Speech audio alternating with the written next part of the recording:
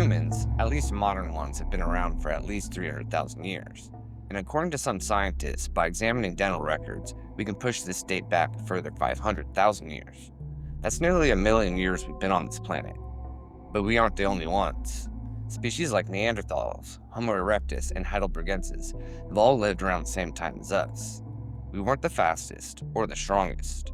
We didn't even have the biggest brains, yet we came out on top. Like our cousins, we lived in caves and used primitive tools for thousands of years. So what separates Let us? me guess, aliens? I thought you weren't supposed to be in the conspiracy theory episodes. All right, I'll stick to drawing then. Well, if you're gonna interrupt, at least don't spoil the story. Anyways, humans have complex thoughts and the ability to look to the future. We use this to develop math, astronomy, irrigation, poetry, and philosophy. How did we get this far? This spark that seems to come from nowhere.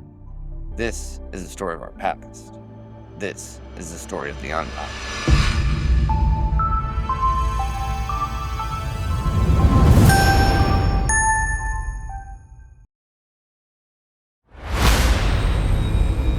On the outskirts of our solar system lies a wandering planet, Nibiru, a rogue world home to an advanced civilization is turning to our solar system.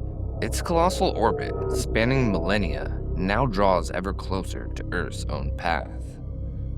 The distance between our worlds, once an insurmountable gulf, is now a mere cosmic step.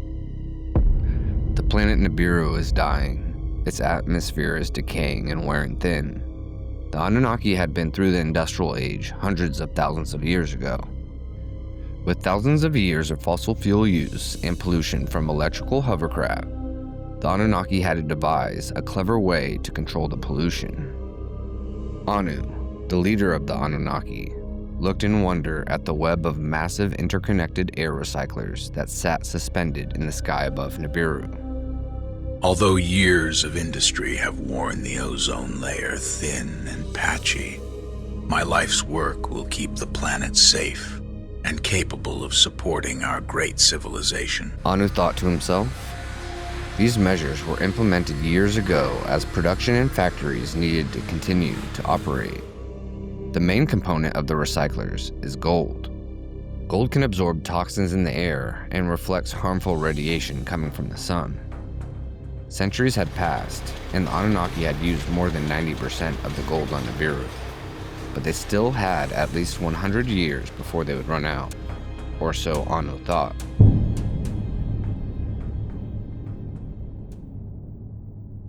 A catastrophic series of volcanic eruptions surprised the unsuspecting Anunnaki. Plumes of smoke and toxic gas filled the air with a rancid smell. Respirators were required to go outside, as the air had become so thick with smoke that you would pass out and die from the toxic vapors. Within weeks, the air recyclers had exhausted their stores of gold and ceased functioning. They needed more gold, a lot more, and fast, or Nibiru and the Anunnaki were doomed. Anu was at his wit's end. He had spent decades having the web built so many years ago, and the scientists had promised that they would have enough gold for at least 100 more years while they continued to search for more gold in the solar system. They had not foreseen a magnetic pole shift that led to all the eruptions of volcanoes on Nibiru. They had failed him. Desperate, Anu called a meeting with his top advisors and close counsel. This is when Enlil, his second-born son and heir, spoke up and said, Father, our probes have reported back that there is an abundant amount of gold on Ki, the third planet from the sun. And if we act now, we might be able to save our home in time. He mentions that Nibiru's orbit is approaching Ki and would ease logistics. Anu's brow wrinkled with thought. Although the Anunnaki possessed powerful spaceships, they had never traveled this far. However, with no other choice, Anu agreed and had the Anunnaki fleet prepare. Leading this voyage would be Enlil, Anu's second son and heir, and his half-brother Enki. A group of 300 Anunnaki and 600 Igigi boarded spaceships, knowing it was up to them to save Nibiru. The king of the Anunnaki, Anu, sends his two sons Enki and Enlil to lead the mission to Ki, or Earth. Enki, the firstborn, was a gifted scientist, compassionate, and a free thinker among the Anunnaki. Enlil, although younger, was stern and pragmatic, and Anu, valuing strength, designated Enlil as his heir. On the mission, both brothers would share authority and head an Anunnaki council. Enlil headed the military and day-to-day affairs, while Enki was in charge of scientific endeavors, including mining of gold and shipping it back to Nibiru. We've always known gold for its beauty and value. However, it's an essential element for its use in technology. When gold is shrunk down on the nanoscale, it becomes a powerful catalyst, a substance that can speed up chemical reactions without being consumed. Companies like Dyson have incorporated this science into their air purifiers, using special filters with a gold-based coating to continuously trap and destroy harmful gases like formaldehyde, converting them into harmless water and carbon dioxide. This same technology is also a critical tool for safety. For decades, researchers and companies like 3M have developed respirators for firefighters and miners that rely on immobilized nanogold catalysts to instantly oxidize toxic carbon monoxide into much safer carbon dioxide. The ability to purify and cleanse the air is exactly what the Anunnaki need. Accompanying them was their enslaved race of Igigi. They were a 12 to 15 foot tall humanoid workforce. And being an enslaved workforce, they served as miners, pilots, dug canals, and built cities for the Anunnaki overlords. When Anunnaki landed 450,000 years ago, they were viewed as gods by primitive man. They landed in Mesopotamia between the Tigris and the Euphrates. Although covered by deserts, at the time it was lush and beautiful, a perfect place to start operations. This region would later be known as the cradle of civilization. The Anunnaki scanned the earth for suitable mining locations. Enlil asked Enki if he should expect any threats from the natives. Enki told Enlil about the various primates that dotted the planet. They'd be landing near a group of Cro-Magnons, the most docile of the breeds, and would pose no threat to that. The mining process began, and the Igigi started the arduous process of digging it into the earth. For 200,000 years, operations went smoothly, and gold was shipped back to Nibiru. Unlike us, both the Anunnaki and the Igigi lived for far, far longer. Countless millennia of enslavement took its toll, and resentment began to boil.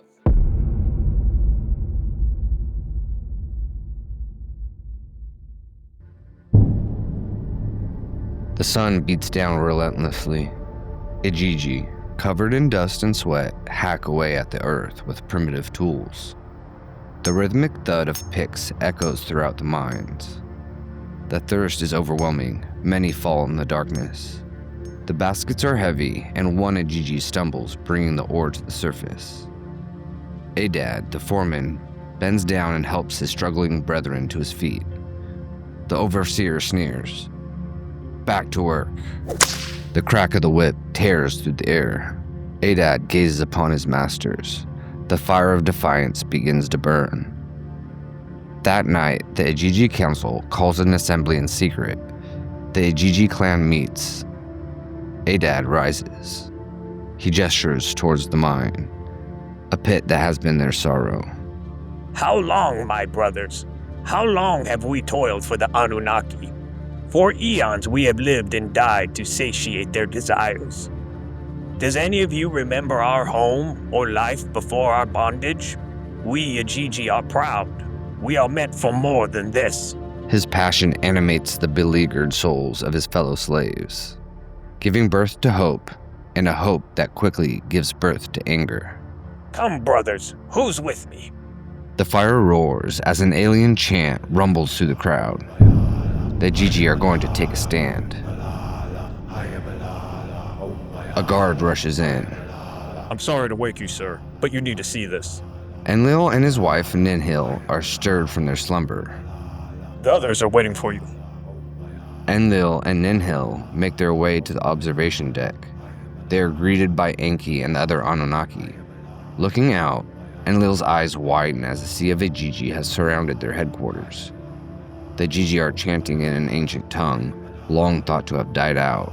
Adad climbs high and announces, Anunnaki masters, no more. No more will we die in the darkness and sacrifice our young to your greed. Adad then gestures and shouts, To the fire! The sea of Igigi rumbles as thousands of baskets, picks, and tools are thrown into bonfires around the encampment. The sky turns black with smoke. Enlil gestures to his guard, and their voices radiates to the crowd. Back to your encampments, or we'll shoot. Adad demands to speak with Enlil and be heard. The guard then shoots a warning shot. Adad does not flinch. The guard shoots again, hitting him in the leg. He falls to the ground. Undaunted, a fellow Igigi helps him to his feet. He again pleads to speak with Enlil. Enlil's eyes fill with fury, and he motions to the guard, who takes aim at Adad's heart. Suddenly, Enki tells the guard to stand down. He reasons with his brother that there are hundreds of Igigi ready to storm their sanctuary. Let's compromise with this Igigi and avoid any further bloodshed. Adad is brought in, flanked by Anunnaki guards. His hands are bound, but his gaze is unwavering. He stands before Enlil, defiant. Adad demands that the work must cease, that his people have had enough. A shocked silence falls over the chamber. Everyone looks at Enlil, whose face is filled with fury. Enlil looks over to his brother, and they both nod in agreement. The Igigi's chant echoes through the halls, and Enlil is hit with a dawning realization of precariousness of their situation. The Anunnaki are not prepared to face such a rebellion. The silence is broken as Enki whispers to his brother's ear his plan. Enlil's expression changes from initial fury to a growing calculating pragmatism. He nods to Enki, who announces a plan to crossbreed the human apes with Igigi stock, to create a new breed suitable to work the mines. Adad listens, his expression unreadable. He understands the implications of Enki's words. Enki states that he wants to avoid bloodshed and reminds Adad that he cares about the lives of his people, that millions would die if this rebellion continued. The Igigi leader knows that his people's fate rests in his hands. He then nods to Enki and offers his people for experimentation if they would be spared the fate of the mines. Enlil's grim face betrays a begrudging respect for the foreman. He leaves Enki in charge of replacing their workforce. Enlil then announces a temporary ceasing of mining operations and for experimentation to begin. Enki's plan avoided war and offered a path forward, one Adad would never have conceived of himself. It's wild how much of our understanding of history keeps changing. For the longest time, everyone thought that ancient Egypt was the very beginning of civilization. But in the 1800s, archaeologists stumbled upon ancient Sumer in Mesopotamia. Here were these massive cities, cuneiform writing and legal codes, complex societies, and this was thousands of years before Egypt. And the timeline keeps getting pushed back. The recent discovery of Göbekli Tepe in Turkey, a massive complex of carved stone pillars, dated more than 12,000 years ago, way before anyone thought humans were capable of such a thing. The evidence is clear. These societies weren't just a bunch of simple cavemen. They were incredibly complex with engineering skills and highly organized social structures. The people of these regions were not settled farmers, and it's incredible to think the hunter-gatherers were capable of such advanced engineering. It's not just Göbekli Tepe. Megalithic temples in Malta have also been discovered. It really makes you wonder, how did people we once thought to be so primitive suddenly have the vision and knowledge to build such monumental civilization? Enki had long observed the primitive primates of Earth, a breed of Cro-Magnon more intelligent and docile than their Neanderthal kin. He and his scientists devised a radical plan to splice the DNA of the Cro-Magnon with that of the Igigi. The result was a new hybrid race, the Nephilim. But the experiment was a catastrophic failure. The hybrids were malformed and defective. Unable to reproduce on their own, their population was stifled from the start. Enki, burdened by his promise to Enlil, knew he had to find a solution. The entire future of their mission on Earth rested on his shoulders. Then, a bold, dangerous idea ignited in his mind. He would add Anunnaki DNA to the mix. The spark of Anunnaki intelligence and genetic stability would serve as the foundation for a new, perfected breed of primate. The trials proved a stunning success. The first true Homo sapien, Adapa, was born. Placed in a special enclosure called Eden, and watched over by Anunnaki guards, Adapa was allowed to breed and spread his evolved genes among the Cro-Magnon population. The new humans multiplied at an astonishing rate, fulfilling Enki's promise. Isn't this just the story of the Garden of Eden? No, it's the story of Adapa. Anyways, as Adapa grew, Enki began to see him more as a son. He began to notice how wise and inquisitive Adapa was. This is where all the problems started. He told his son that humans had unlimited potential, and they could be just like the Anunnaki. What was meant to be a compliment instead gave birth to pride. Sounds like Enki's the snake. Yeah. Later, gathered around the flickering light of a communal fire, Adapa, with a newfound fervor, declared to his kin, We are meant for more. We can truly reach the heavens. Years passed, humanity grew and expanded past the bounds of Eden. Adapa had passed on, and new humans had took its place. Humanity grew more organized, more tribal, and more discontent with their placement as laborers. They quickly saw their Anunnaki overlords less as gods and more as oppressors, all except one man, one priest of Enki, Atrahasis. High above in the sterile silence of his command ship, Enlil watched. Surveillance drones, small as insects yet sharp as an eagle's eye, had captured every defiant word. Enlil remembers the Ajiji uprising and how it almost cost him everything. Yet he stares at man, and seeing how far and how fast they had come since their creation, he began to feel fear. Enlil called a council meeting. There he spoke that humanity had served its purpose. Enough gold was gathered and Nibiru could be saved. A cold glint entered Enlil's eyes. Enki, initiate the Great Deluge. Wipe them clean. Enki argued that humanity could still be faithful, and that it was not too late. He spoke of their intelligence, emotions, ambitions, and dreams. Enlil cut Enki off and said that ambition is exactly why they needed to be taken care of. He revealed that he had been watching Enki speak with his pets and filling their heads with nonsense. He called him Satan, or adversary, for going against the Anunnaki interests. The council took a vote and Enlil won out. Enki was to send a flood at the Anunnaki's departure back to Nibiru. The council also forbade Enki from going down and visiting his precious humans. Enki must heed the word of the council, however, his love for humanity was too strong. While he could not come down to visit, he could send a telepathic message. Atrahasis was contacted in his dream, a message warning him of the upcoming flood and to prepare. He warned him to hurry and that when he saw Nibiru appear as big as the moon, that would be a sign to seal the ark. Atrahasis heeded Enki's message and secretly began building an ark. He could see Anunnaki mining operations clearing out and received reports of sites being abandoned. Nibiru had been approaching on its long orbit and had been making its way towards the Earth. First, it appeared like a tiny star, radiating light in the daylight. But as each day grew, the star grew larger and larger. Atrahasis knew that the time was coming soon and that he needed to finish construction. Finally, the day came and the last of the Anunnaki sites were cleared. Atrahasis awoke and saw Nibiru looming in the sky, larger than the moon.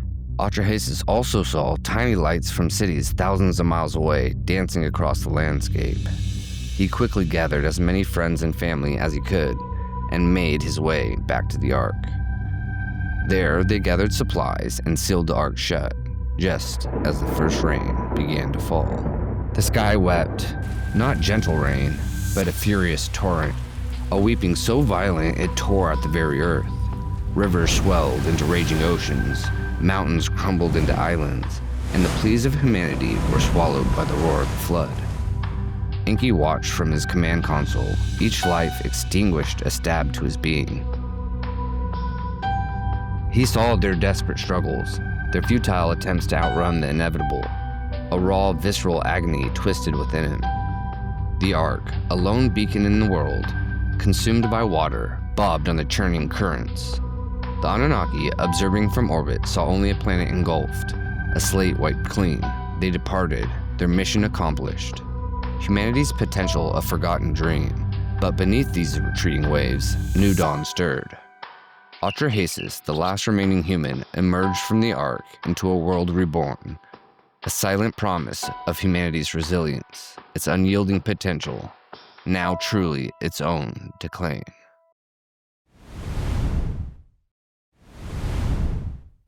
While the historical consensus is that Sumer is the birthplace of human civilization, alternative narratives offer a different, more cosmic explanation.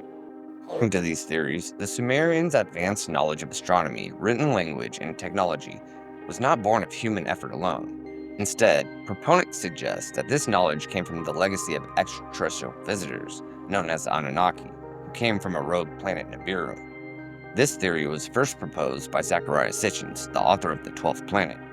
Zecharia Sitchin held that modern scholars had misinterpreted ancient texts. His work focused on Sumerian cuneiform tablets, especially the epic poem of the Enuma Elish, and other creation stories, plus the Sumerian Kings List. Zecharia Sitchin argued that these weren't just old writings, myths, or allegories. Instead, he claimed these were actual historical records about the extraterrestrial beings he called the Anunnaki. He backed up his theory by interpreting these texts to suggest that the Anunnaki came from a planet in our solar system, called Nibiru, or Planet X. According to him, these beings visited Earth, influenced early human development, even genetically engineering them for things like gold mining, and were responsible for Sumerian civilization growing so fast. Sitchin often pointed out that what he saw as advanced astronomical knowledge in ancient texts, the sudden appearance of Sumerian cities, and various flood myths around the world as proof for his idea of alien involvement. This ancient theory has been given new life by modern science. NASA and other agencies found gravitational evidence for the existence of another planet in our solar system, a world fitting the description of Planet X. In this view, the rise and fall of Sumerian civilization is now a pivotal moment in a far grander story, one whose final pages remain to be written. While Zecharia Sitchin's theories offer a compelling narrative, they've been rejected by mainstream academia. Sitchin had no formal training in Sumerian and claimed to have taught himself. Many of his translations have been controversial, such as the Anunnaki meaning sky people, while modern Sumerologists translate it as son of the royal blood, or son of Anu. We also know that he drew upon other mythological traditions to construct his theories such as Akkadian and Hebrew. Now, while the mainstream archaeologists and historians criticize Sitchin's theory, there are some questions that I would like to have answered. How did these complex cities rise out of nowhere? Are the ancient flood myths true accounts of global catastrophes, such as the Younger Dryas? Is Planet X really lurking out on the outskirts of our solar system? And why do so many civilizations report being visited by sky beings? I don't know. And if you know, let us know down in the comments below, and reply to my comment with what deep dive we should do next, like Tesla, Da Vinci, the moon landing, or anything else you can really think of. And I'll see you guys in the next one. Hey guys, I'm Josh from Fringe Facts. I hope you enjoyed the video, and if you did, leave a like and subscribe. And if you're interested in alternate history or animated history, click one of the playlists here.